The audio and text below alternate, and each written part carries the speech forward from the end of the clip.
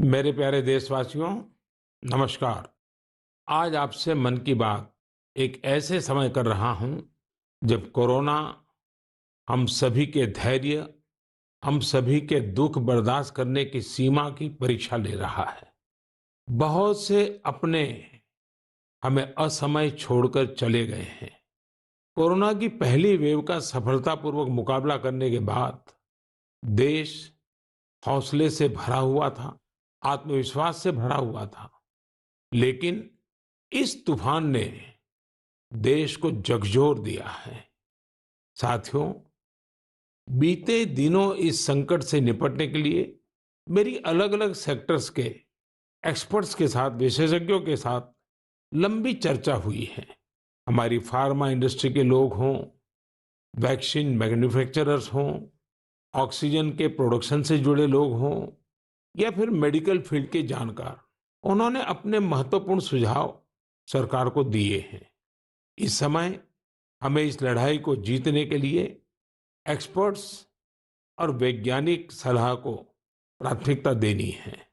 राज्य सरकार के प्रयत्नों को आगे बढ़ाने में भारत सरकार पूरी शक्ति से जुटी हुई है। राज्य सरकारें भी अपना दायित्व निभाने की पूरी कोशिश कर रही हैं। साथियों, कोरोना के खिलाफ इस समय बहुत बड़ी लड़ाई देश के डॉक्टर और हेल्थ वर्कर्स लड़ रहे हैं। पिछले एक साल में उन्हें इस बीमारी को लेकर हर तरह के अनुभव भी हुए हैं। हमारे साथ इस समय मुंबई से प्रसिद्ध डॉक्टर शशांक जोशी जी जुड़ रहे हैं। डॉक्टर शशांक जी को कोरोना के इलाज और इससे जुड़ी रिसर्च का बहुत जमीनी अनुभव है। वो इंडियन कॉलेज ऑफ फिजिशियंस के डीन भी रह चुके हैं। आइए बात करते हैं डॉक्टर शशांक से। नमस्कार डॉक्टर शशांक जी। नमस्कार सर। अभी कुछ दिन पहले ही मुझे आपसे बात करने का अवसर मिला था। आपके विचारों की स्पष्टता मुझे बहुत अच्छी लगी थी। मुझे लगा देश के सभी नागरिकों को आपके विचार जानने चाहिए। जो बातें सुनने में आती है उसी को मैं एक सवाल के रूप में आपके सामने प्रस्तुत करता हूँ। डॉक्टर शशांक, आप लोग इस समय दिन रात जीवन रक्षा के काम में लगे हुए हैं। सबसे पहले तो मैं चाहूंगा कि आप सेकंड वेव के बारे में लोगों को बताएं। मेडिकली ये कैसे अलग है और क्या-क्या सावधानी जरूरी है? धन्यवाद सर। ये जो दूसरी बाढ़ आई है, ये तेजी से आई है। तो जितनी पहली बाढ़ थी उससे ये वायरस ज़्यादा तेज चल रहा है। लेकिन अच्छी बात यह है कि उससे ज़्यादा रफ्तार से रिकवरी भी है और मृत्यु दर काफ़ी कम है। इसमें 2-3 फ़र्क है।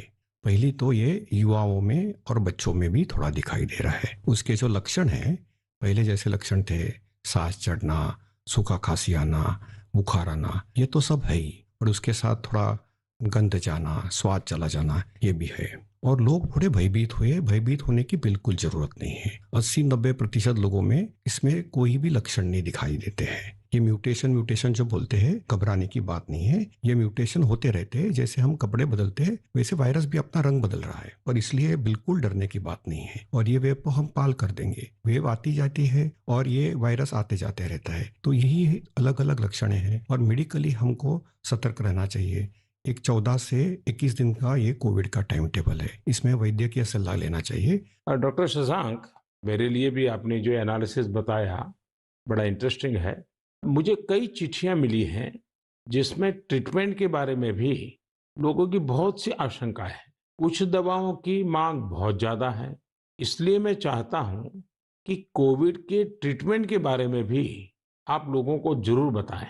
हाँ सर, क्लिनिकल ट्रीटमेंट लोग बहुत देरी से चालू करते हैं और अपने आप बीमारी से दब जाएंगी ये भरोसे पे रहते हैं और मोबाइल पे आने वाली बातों पे भरोसा रखते हैं। और अगर सरकारी दी हुई सूचना का पालन करे तो ये कठिनाई का सामना नहीं आता है। तो कोविड में जो ट्रीटमेंट क्लिनिकल प्रोटोकॉल है उसमें 3 प्रकार की तीव्रता है। हल्का या माइल्ड कोविड, मध्यम या मॉडरेट कोविड और तीव्र कोविड जो सीवियर कोविड बोलते हैं, इसके लिए है। तो जो हल्का कोविड है उसके लिए तो हम ऑक्सीजन का मॉनिटरिंग करते हैं, पल्स का मॉनिटरिंग करते हैं, बुखार का मॉनिटरिंग करते हैं। बुखार बढ़ जाता है तो कभी कभी पैरासीटामोल जैसी दवाई का इस्तेमाल करते हैं और अपने डॉक्टर से संपर्क करना चाहिए। जो मॉडरेट कोविड होता है, मध्यम कोविड होता है या तीव्र कोविड होता है तो वैद्यक या अपने डॉक्टर के साथ संपर्क करना बहुत जरूरी है। सही और सस्ती दवाई अवेलेबल है जिसमें स्टीरॉयड जो है ये जान बचा सकती है, जो इनहेलर्स दे सकते हैं हम, टैबलेट दे सकते हैं हम, और उसके साथ ही